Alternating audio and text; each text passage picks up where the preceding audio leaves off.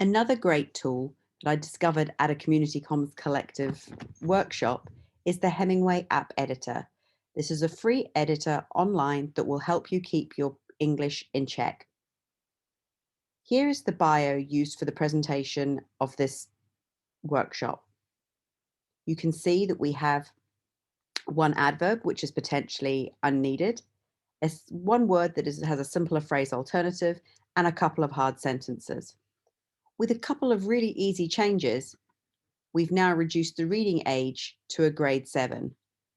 As a general rule, when writing text for the general public, we should try and keep our reading age at around about age 15. Um, that way, it's accessible to the most people possible. One of my favorite online resources is Deek University. These guys offer courses in accessibility, and they also have a section on their website of some really awesome videos and tutorials on accessibility and great top tips on how to use these things. They also have a really good contrast analyzer that we looked at earlier. One of the final tools I use when I'm auditing a website is something called bookmarklets. This very black and white website provides you with a link of different pages, a list of different pages that you can go in and check the accessibility.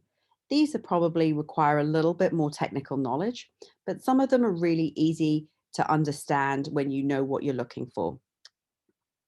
So if I open up one of those bookmarklets that will, for example, check headings, what it does is run a check across your page and make sure that you have an appropriate heading level for each of the elements on your page.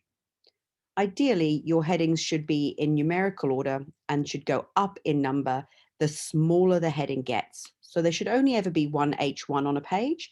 That is the main header and the main information for that web page. Next, there would be H2s, and you could have a couple of those, but you wouldn't have an H3 unless you'd had an H2. And these bookmarklets have a really easy way of showing that up and letting you check it without any additional developer input. There are other ones in that selection that you can use.